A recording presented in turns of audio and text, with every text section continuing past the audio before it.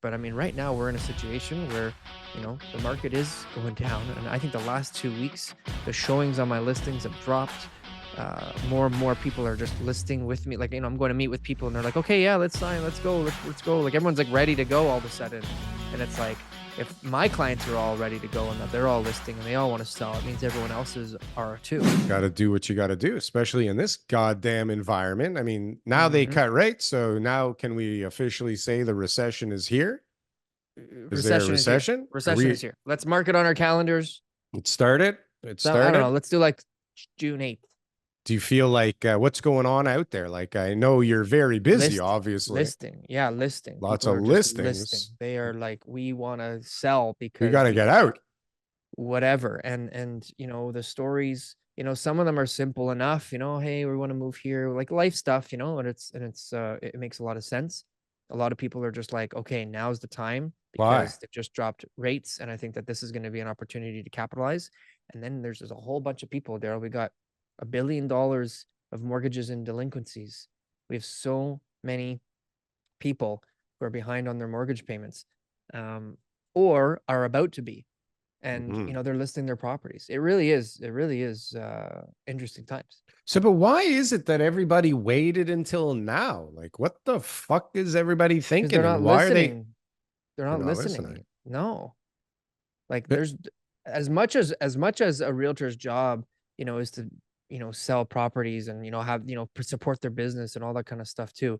On the listing side, it's different. And so like people think, well, when you're a realtor, you're just going to always tell people the market's going up and you just go around beating your drum saying the market's going up, time to buy, time to buy, time to buy.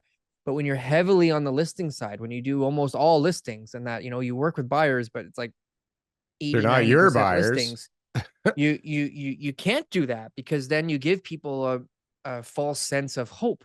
They think, well, I can just wait and I'm going to get more. And it doesn't always work like that.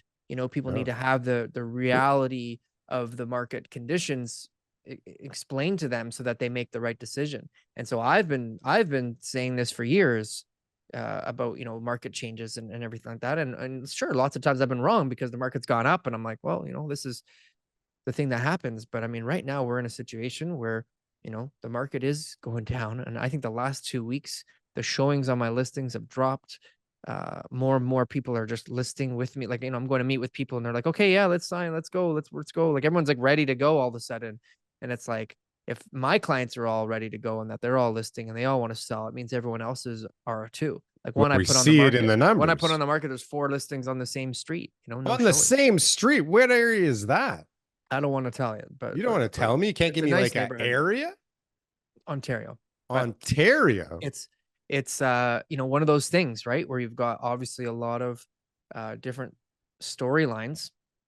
And yeah, if you're looking to sell, I mean, geez, you should have done it in February 2022.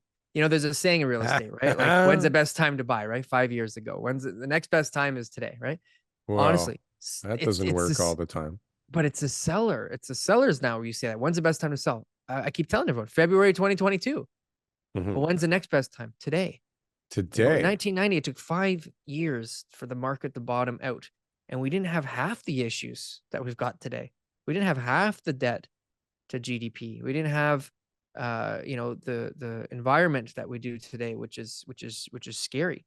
Back then there was a lot less debt. And so even though it was still, obviously crisis level where people were going power of sale, the risk is way higher today than it was then. And now the US Fed, obviously, they announced that they're going to hold their rates and that they don't expect major rate cuts. So you got either like, a disastrous Canadian economy going forward for the rest of the year, right? Or they just have to be able to keep rates where they are, which, creates a disaster in the housing market. Like we're really doomed either way here, Darryl. We're doomed either way, but people are talking 100%. that we're going to, diverge from the US Fed and that there's, I'm not saying we're not, room to, cut more if we have to. They can, but it doesn't mean that that's going to save the housing market, which is what this show is all about. The housing market is doomed either way. Like, comment, and subscribe if you got anything from one of these clips. And if you want to see some more, press something on the screen here. Boom. That was good. That was good. I like that. That was good.